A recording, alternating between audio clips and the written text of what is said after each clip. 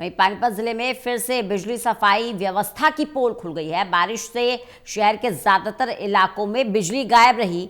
बिजली कर्मचारी 2 घंटे में बिजली आने का बहाना बनाते रहे, लेकिन शहर अंधेरे में डूबा रहा। औद्योगिक सिटी पानीपत, जहां बिजली सुविधा कितनी मिल रही है, ये पोल खुल चुकी है।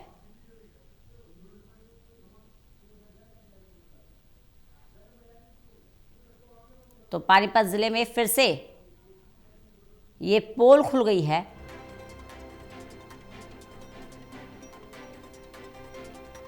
बारिश हुई और बारिश के बाद बत्ती हो गई गुल।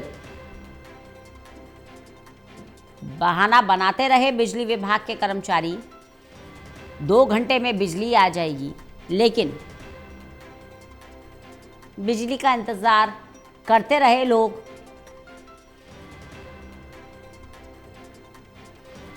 बिजली सप्लाई ठप और लोगों की परेशानी बढ़ते हुए। देवेंद्र कथूरिया हमारे साथ, हमारे एसोसिएट एडिटर जुड़ गए हैं ज्यादा जानकारी के साथ। देवेंद्र, लाख दावे किए जाते हैं 24 घंटे बिजली के, लेकिन एक बारिश ने पूरी पोल खोल के रख दी। कल तड़के से ही बारिश शुरू हुई थी और दोपहर तक बारिश होती रही। दोपहर के बाद बूंदाबांदी रही, लेकिन बादल बने हुए थे, सर्दी भी बढ़ी। लेकिन 19 mm की बारिश हुई है। 19 mm की बारिश ने नगर निगम पानीपत और बिजली निगम पानीपत दोनों की बढ़िया तरीके से पोल खोल कर रख दी। हल्की बारिश थी, लेकिन ज्यादा बारिश नहीं थी। शहर के कई इलाकों में जल भराव हो गया था, गलियों में, सड़कों पर, बाजारों में, क्योंकि ड्रेनेज की सिस्टम सही नहीं है। तो जल भराव तो हुआ ही कई जगह हल्की बारिश में। उसके सबसे ज्यादा दिक्कत लोगों को बिजली की रही। बिजली सुबह से गायब हो गई। आधे से ज्यादा शहर में बिजली नहीं थी। पावर हाउस जो है, जिले का पावर हाउस, वहां लोगों ने कंप्लेंट की। पहला नंबर तो फोन अटेंड ही नहीं कर रहे थे, लगा रखा था बिजी बिजी बिजी। और जब कभी उठाया भी तो ये कहा गया कि केबल बॉक्स फट गया है, 2 घंटे में ठीक हो जाएगी। 2 घंटे में ठीक हो जाएगी ये बात कहते कहते 8 घंटे बाद भी ठीक नहीं हुई। 12 घंटे तक बिजली गुल रही।